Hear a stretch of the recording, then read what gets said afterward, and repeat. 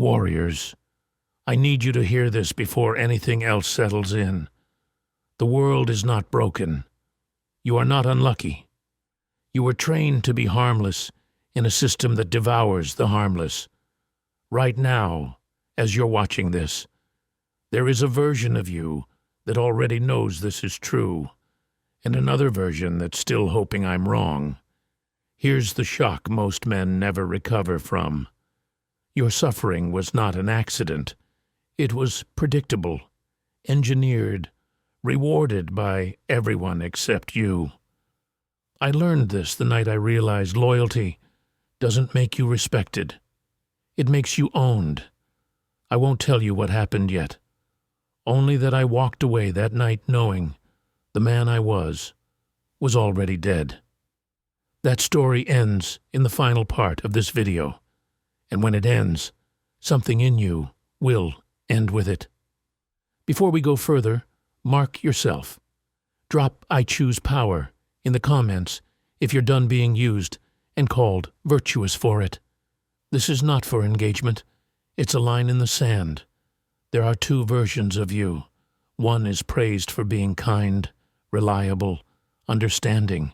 He gives without leverage, forgives without memory, stays silent to keep the peace, and wonders why he's invisible. The other version understands something brutal. Respect's not given to the good. It's given to the dangerous, who know when to restrain themselves. Most men spend their entire lives trying to be liked. They mistake approval for safety. They believe if they explain themselves clearly enough, sacrifice long enough, endure quietly enough, the world will soften. It never does. The world tests you the way predators test fences, not with force at first, with pressure, with entitlement, with small violations that escalate when there's no consequence. And if you absorb every hit with a smile, the message is clear. You are safe to exploit. This is where shame creeps in, not loud shame, the quiet kind, the kind that whispers at night. Why don't they listen to me? Why do they take me for granted? Why am I always the one adjusting? Here's the truth most men are terrified to face. Your morality has been weaponized against you, not because morality is weak, but because you were taught it without power. Machiavelli understood this centuries ago. He wasn't cruel. He was observant. He watched good men get crushed by systems that reward results, not intentions, and he wrote for those who refused to be crushed. This video is not about becoming evil. It's about becoming unbreakable.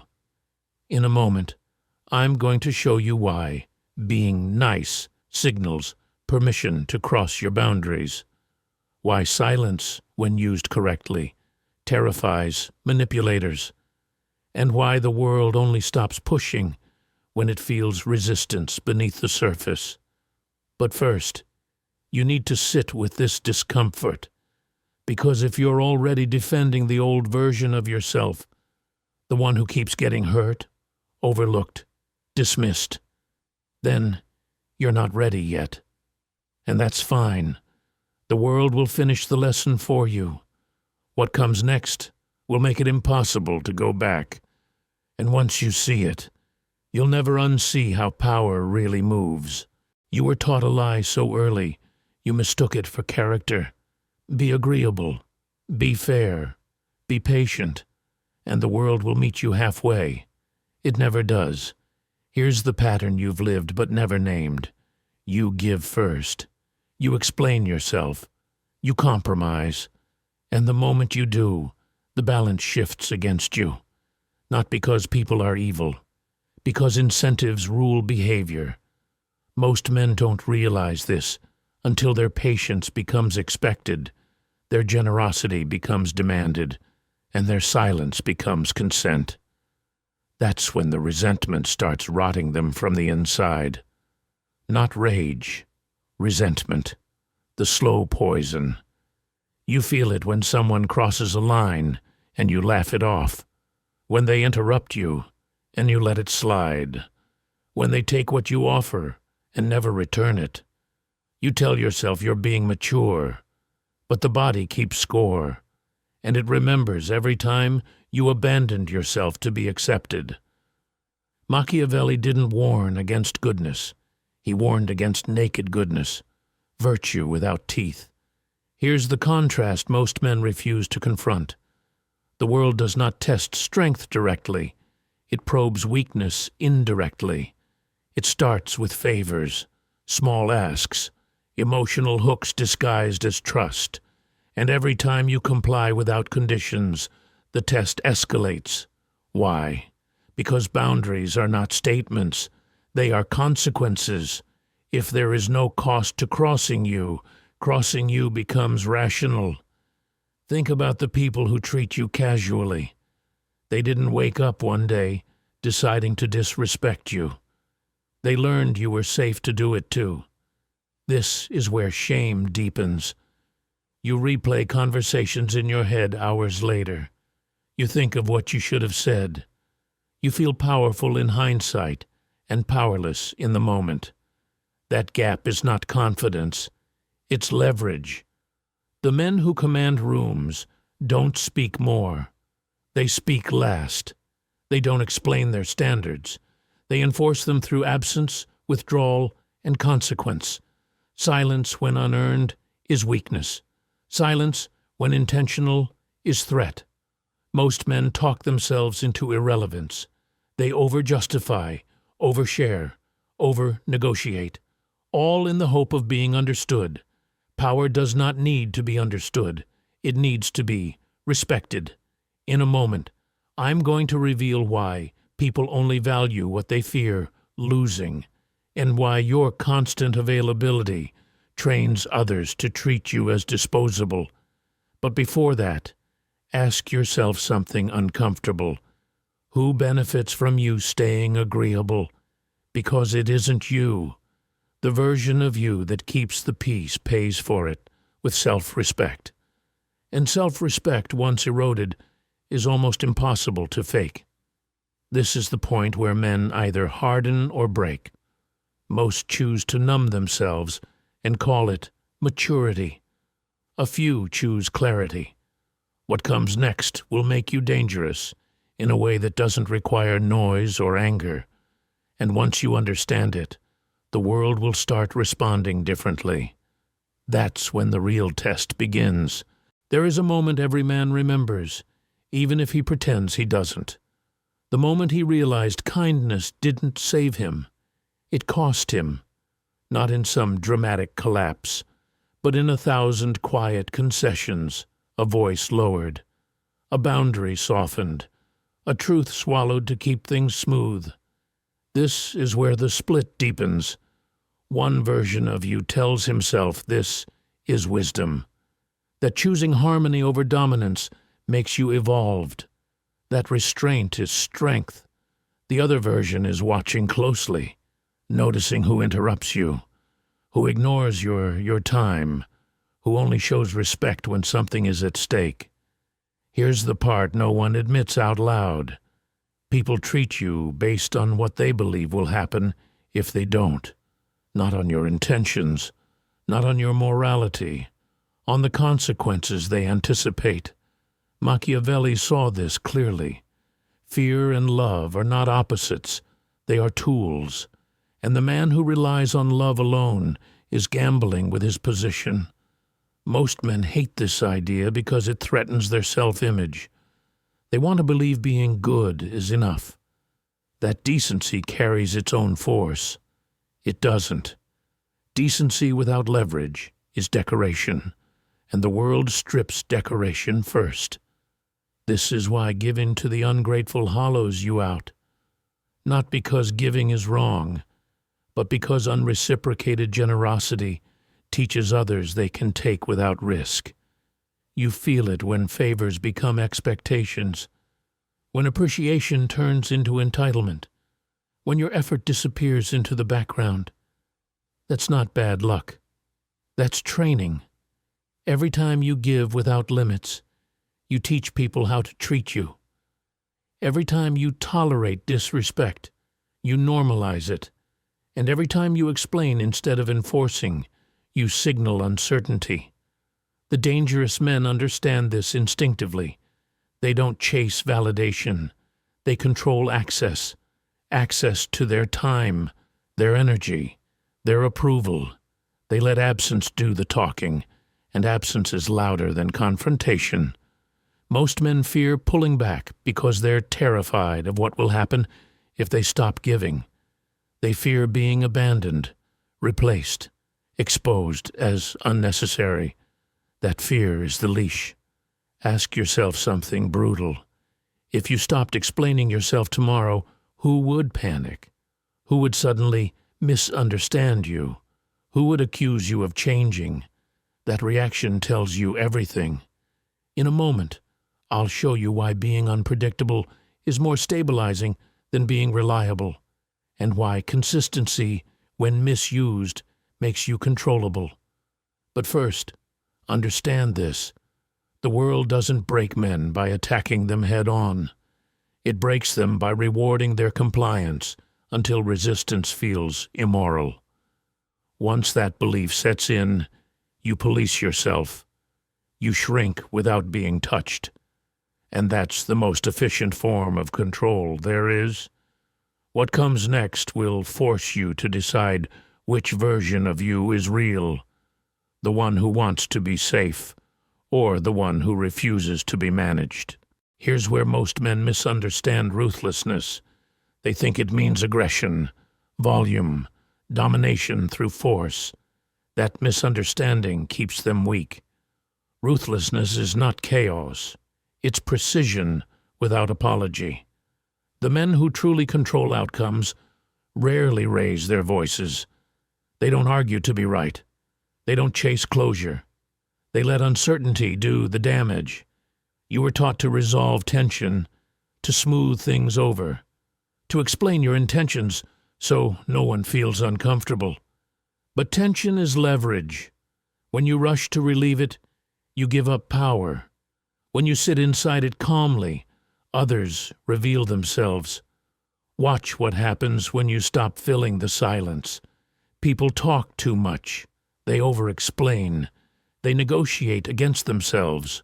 Silence, used correctly, is interrogation. Most men are terrified of it. Silence feels like rejection to them, like loss of control. That fear didn't come from nowhere. It was conditioned. As a child, approval meant safety. Attention meant survival. So you learned to perform, to explain, to earn. But adult power doesn't work that way. In adult hierarchies, the one who needs less controls more. Machiavelli understood this brutal equation. Dependence breeds contempt. Independence breeds respect. The moment someone senses you need them to like you, they own a piece of you. They may never use it openly, but they feel it, and they act accordingly. This is why being understood is overrated. Understanding invites negotiation. Negotiation invites compromise. Compromise invites erosion. The men who command respect are not fully understood. They are observed, measured, handled carefully. You've seen this before. The man everyone tiptoes around, not because he's loud, but because his reactions are deliberate and final. He doesn't threaten. He withdraws. Withdrawal is the cleanest punishment. It removes access without drama. And humans are wired to fear exclusion more than confrontation. Ask yourself this. When was the last time someone crossed you and lost something immediately? Not an argument, not a lecture. Access. If the answer is never, then your boundaries exist only in your head. In a moment, I'm going to show you why explaining your standards weakens them, and why consequences delivered once are remembered longer than warnings repeated forever. But first, sit with this truth. Every relationship you have has a power balance. If you're not consciously managing it, someone else is, and they're benefiting from your discomfort with being seen as difficult. What comes next will change how people feel around you before you even speak. And once that shift happens, there's no pretending you don't notice it. Most men think power is something you add. More confidence, more presence, more dominance. They're wrong. Power is what remains when you stop leaking it. Every unnecessary explanation is a leak. Every apology you didn't need is a leak. Every time you chase clarity from someone who already decided how they'll treat you, you bleed authority. Here's the part that stings. You've been negotiating with people who never planned to meet you halfway. You thought if you were reasonable enough, calm enough, fair enough, they'd reciprocate. But reciprocity is not triggered by fairness. It's triggered by consequence. Machiavelli understood something that still makes men uncomfortable. People don't respect intentions. They respect limits, and limits aren't announced. They're discovered.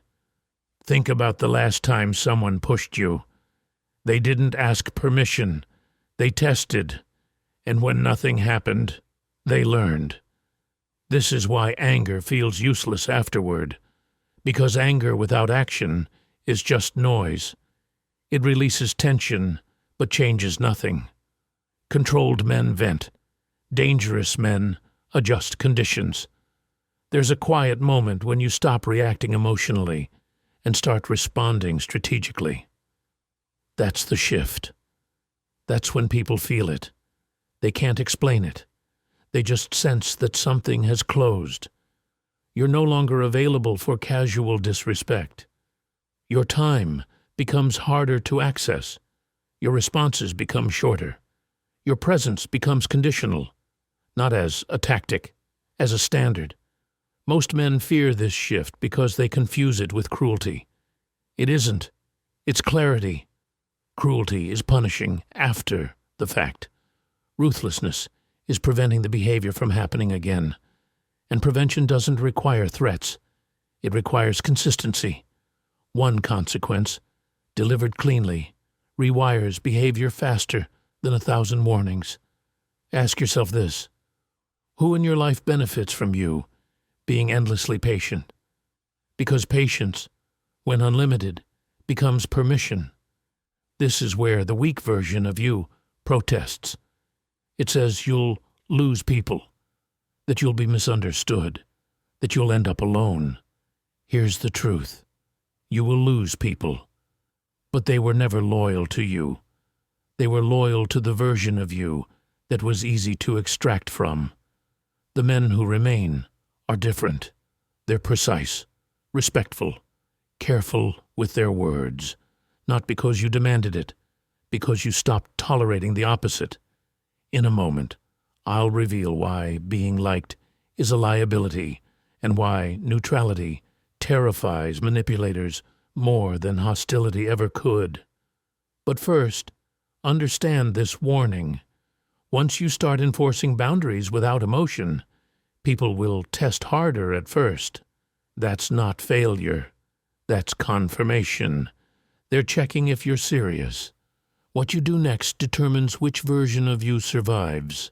There's a phase most men misinterpret. The resistance phase. It happens right after you stop explaining yourself. Right after you enforce a boundary once. Right after you don't chase the reaction you used to chase. People push back harder. Not because you're wrong. Because the old version of you was profitable. This is where men fold. They mistake pressure for proof they've gone too far. They soften. They overcorrect. They apologize for having standards. And in doing so, they teach everyone watching that the boundary was temporary. Here's the contrast you need to understand. When you change behavior, manipulators feel threatened. When you change identity, they feel exposed. The pushback isn't about the specific boundary. It's about losing access to you. They'll frame it as concern, as confusion, as disappointment.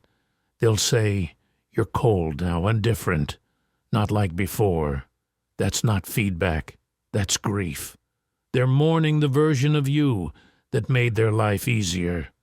Machiavelli warned about this moment. He knew reformers face more danger than tyrants, because the old beneficiaries of your weakness will unite against your strength. This is where ruthlessness must be internal, not external. You don't argue. You don't justify. You don't counterattack. You let the consequences stand. Most men can't do this because they're addicted to being seen as reasonable. They want to be understood even by those who already decided to resist them. Here's a hard question.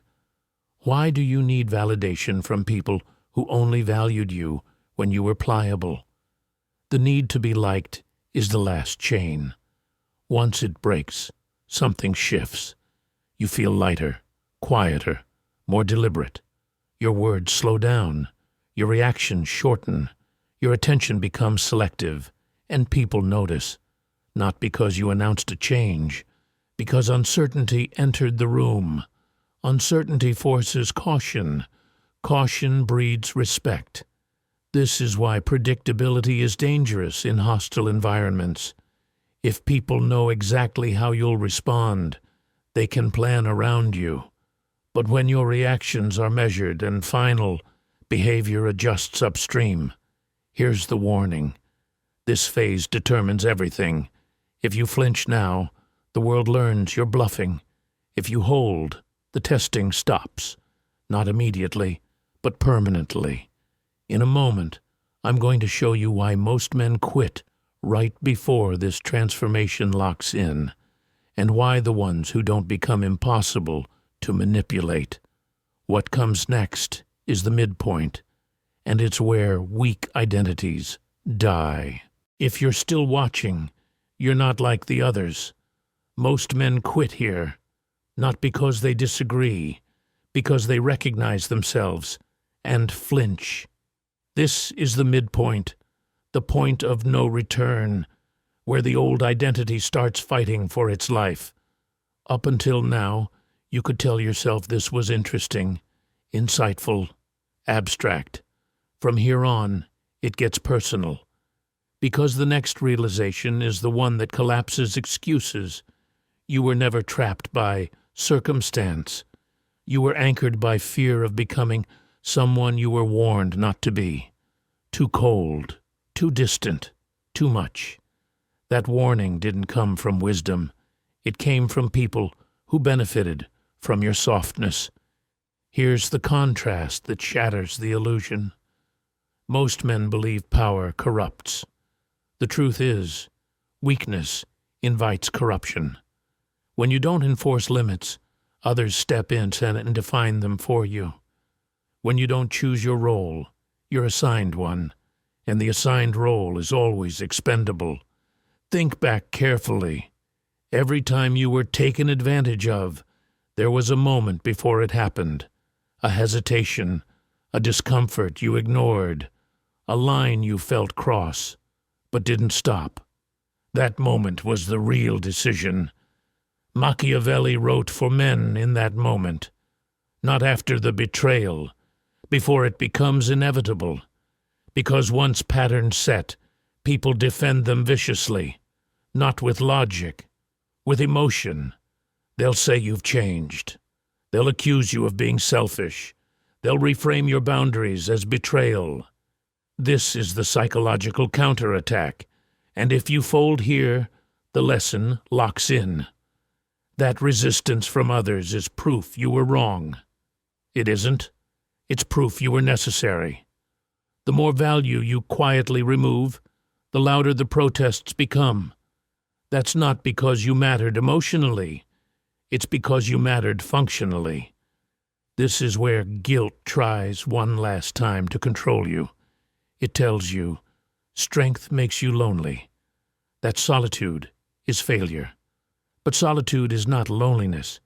It's freedom from extraction. The men who never feel alone are usually surrounded by people who don't respect them.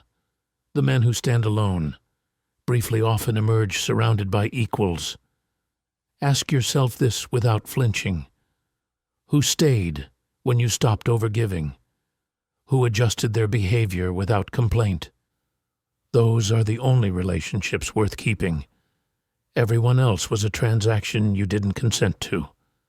From this point forward, restraint becomes your signal. You speak less. You promise nothing you don't intend to enforce. You let time and consistency do the heavy lifting, and something unsettling starts to happen. People become careful around you. Not tense. Careful. Careful is respect in its earliest form. In a moment, I'll show you why controlled scarcity is more powerful than any display of dominance. Why being unavailable rewires how others value you, and why the calmest man in the room is usually the one with the most leverage. But understand this before we move on. Once you cross this line, you cannot go back to being harmless without feeling contempt for yourself. The old version of you is watching right now, hoping you'll retreat. What comes next decides whether he survives. Scarcity is misunderstood because weak men fake it. They disappear as a tactic. They withhold as a ploy, and everyone feels the manipulation. Real scarcity is different. It's not performed. It's structural. When you genuinely stop needing outcomes, people feel the shift instantly. Your words lose urgency. Your presence gains weight. This is where power begins to compound. Most men overexpose themselves. Their availability is constant. Their emotions are legible. Their reactions are predictable. That makes them easy to manage. Machiavelli understood something timeless. The more accessible you are, the less you're valued. Not because people are cruel, because humans are wired to prize what is limited. Think about this carefully. What do people protect more fiercely? What's abundant or what's scarce? The moment you become less reachable, behavior changes upstream. Messages become respectful. Requests become measured. Tone shifts. Not because you demanded it, because uncertainty forces calibration. This is why the calmest man in the room often controls it. He's not seeking attention. He's not reacting to provocation. He's observing. And observation creates asymmetry. Asymmetry is leverage. Most men talk themselves into transparency. They reveal intentions early. They explain motivations. They show their hand to seem honest. But honesty without timing is exposure. You don't owe clarity to people who haven't earned trust. And trust is not built through words. It's built through consistent boundaries over time. Here's the warning few men hear in time. If everyone always knows where you stand, they will stand on you. Ambiguity, when grounded in self-control, is not deceit. It's protection.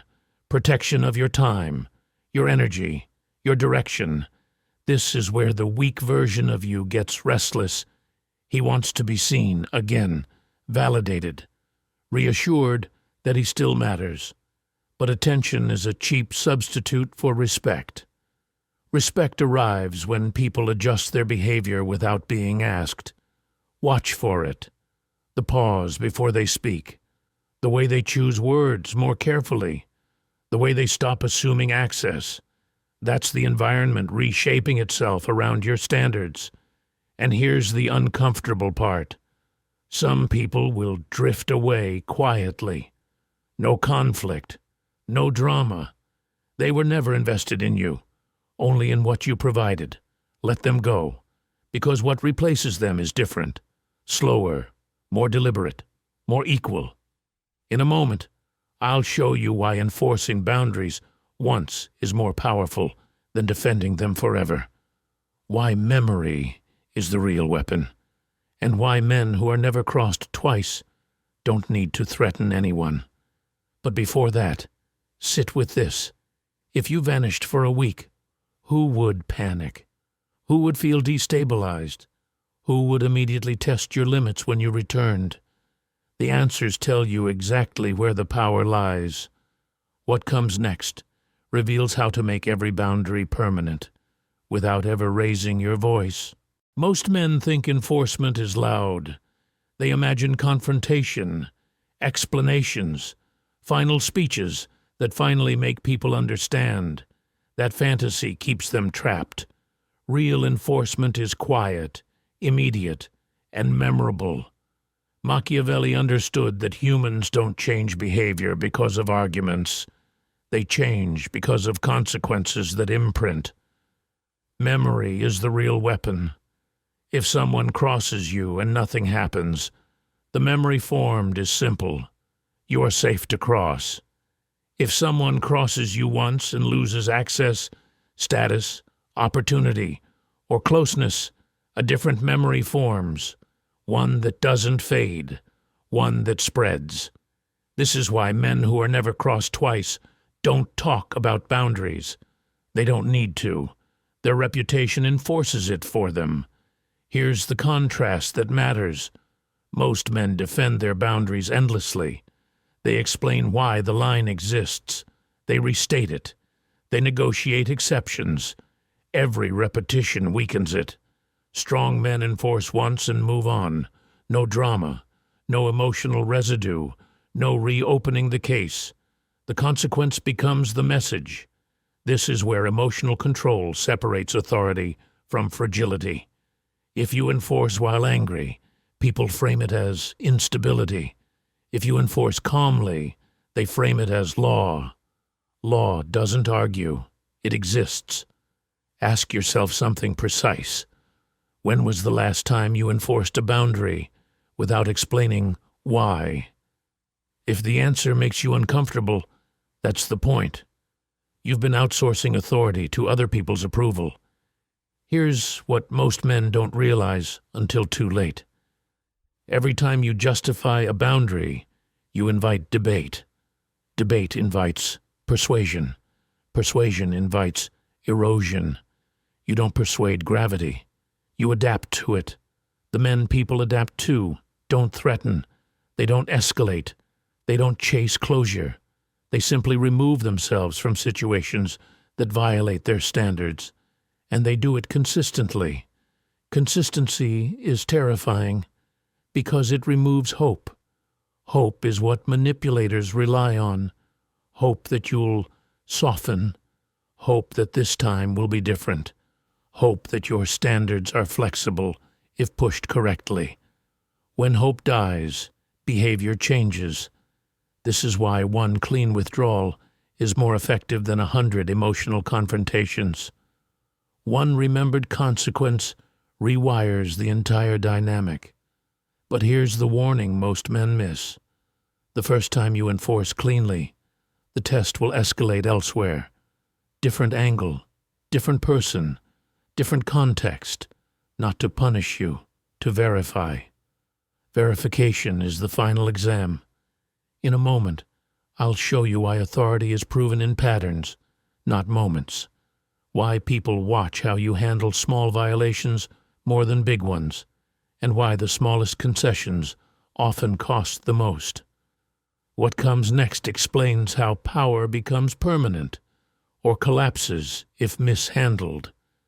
And this is where men either solidify their presence or quietly return to being managed.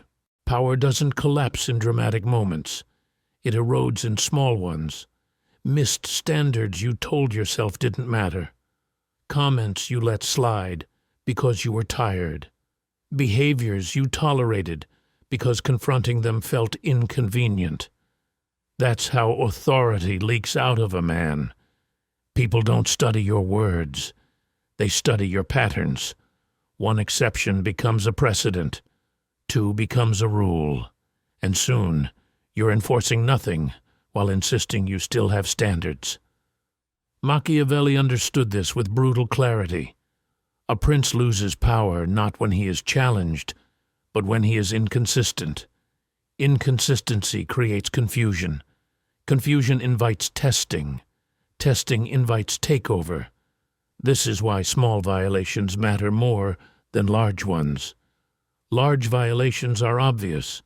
Small ones are rehearsals.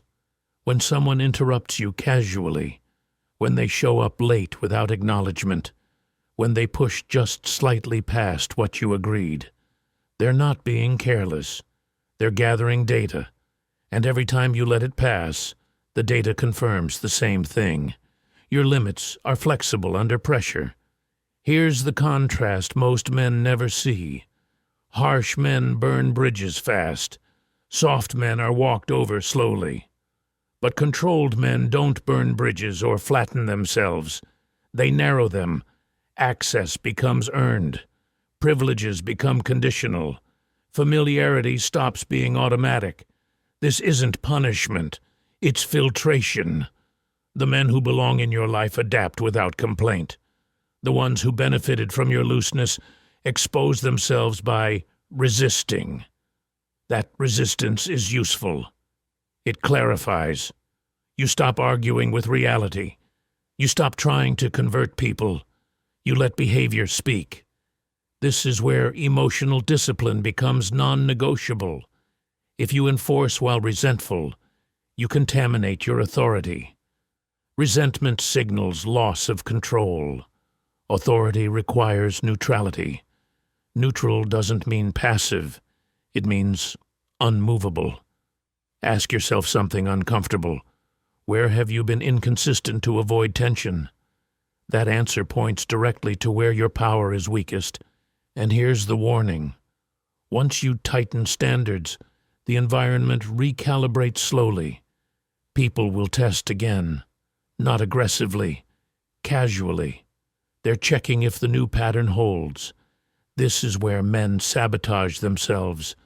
They relax too early. They reward compliance with softness instead of silence. Silence is stronger.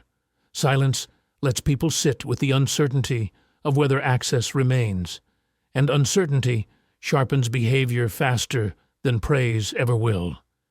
In a moment, I'll show you why rewarding compliance, too, openly undermines authority, why approval should be rare, not constant, and why the most respected men are often the least expressive. What comes next explains the final shift.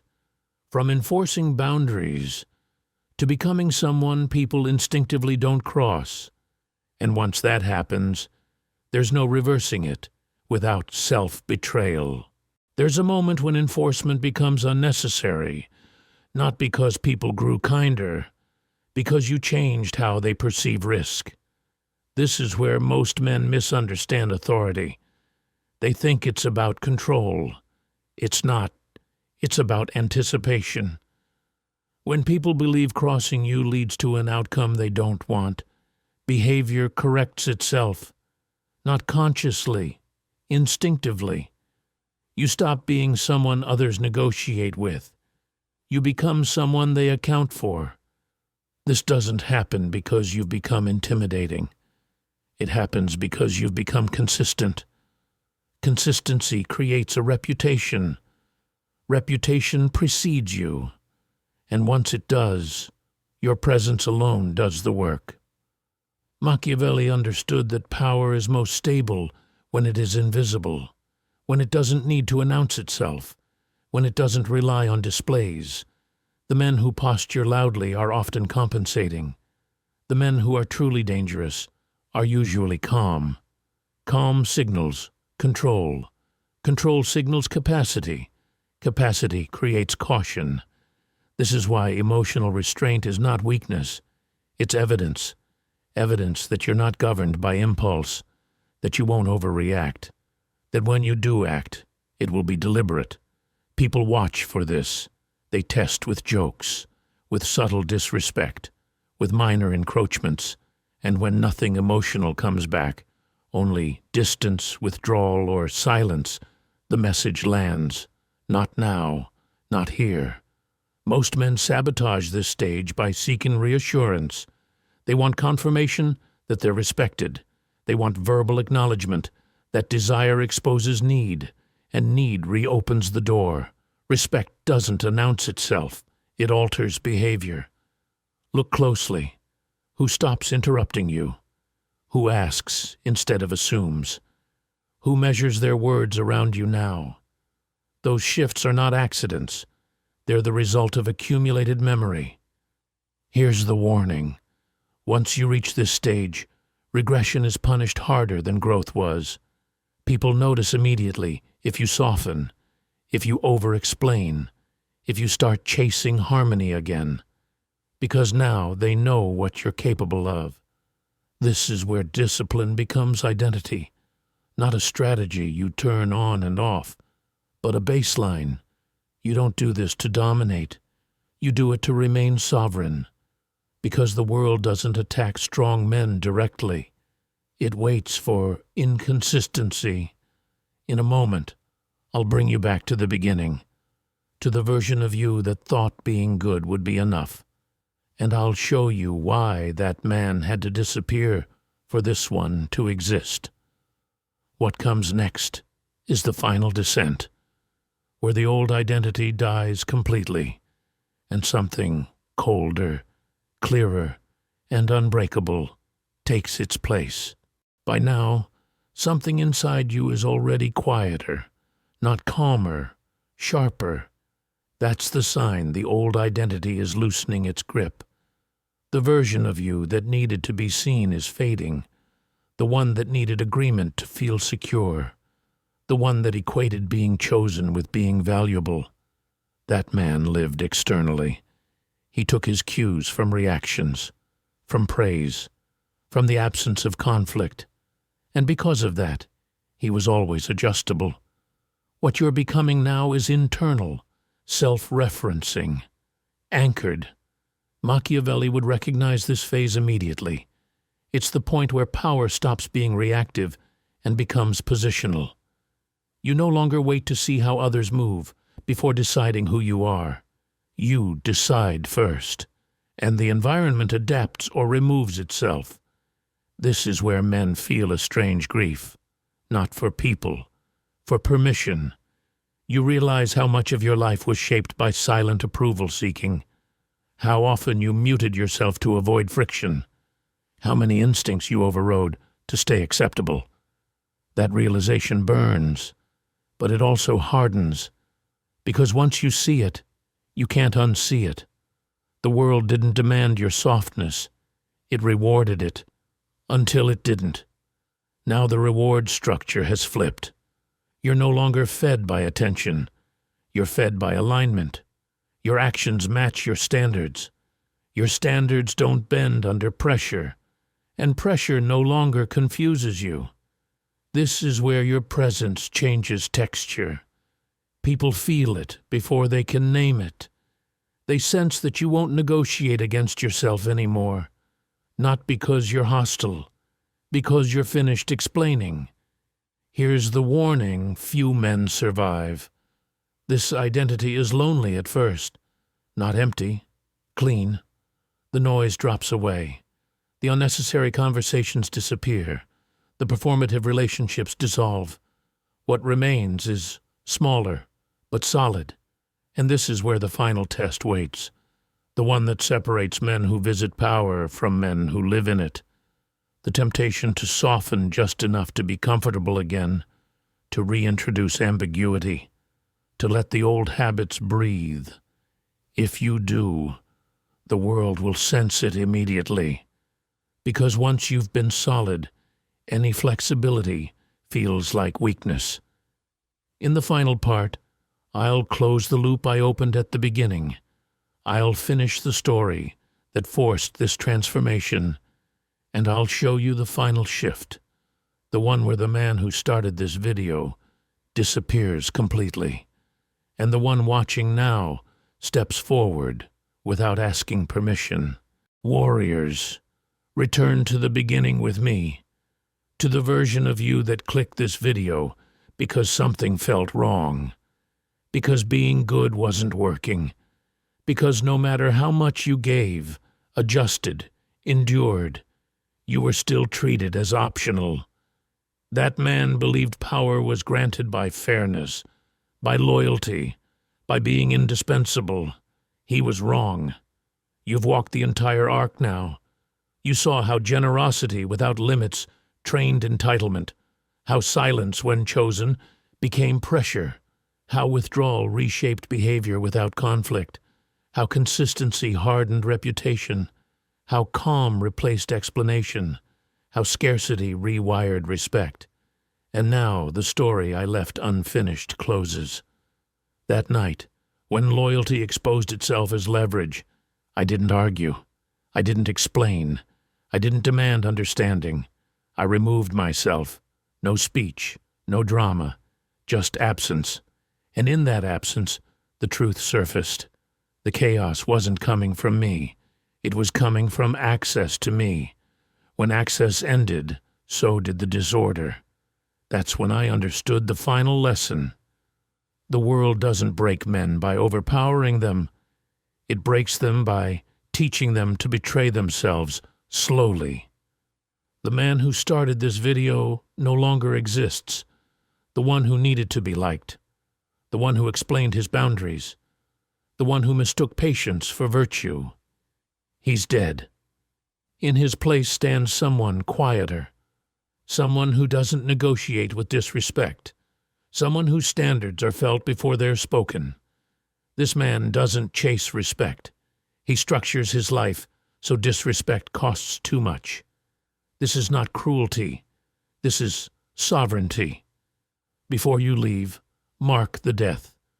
Drop "the old me is gone" in the comments if you're done being managed by other people's comfort. And if this resonated, don't click like out of habit.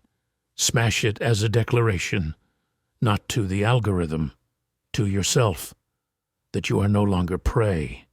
You are no longer negotiable. You are no longer breakable. You're not joining a trend. You're stepping into a disciplined brotherhood of men who move quietly, enforce cleanly, and never explain their authority. Carry this without noise. Let your presence do the talking. The world will adjust. Before you leave, mark this moment. If something shifted in you during this video, don't let it dissolve into entertainment. Entertainment fades. Identity sticks. Drop a comment that proves to yourself this wasn't just noise. Write, "I choose discipline over comfort." Not for me. For the version of you that's done explaining himself. And listen carefully about subscribing. Don't subscribe because you like the video. Subscribe because you want reminders of who you're becoming. When the world starts pushing back, when old habits try to crawl back in, when comfort whispers that this was too extreme, this channel isn't motivation, it's reinforcement. Smash like, not to please an algorithm, but to declare that you are no longer passive, no longer agreeable by default, no longer waiting for permission to take your place. If you're still here, you already know. The old version of you doesn't survive this shift. Welcome to the side of men who don't announce power. They make the world feel it. Now go, and let your silence do what words never could.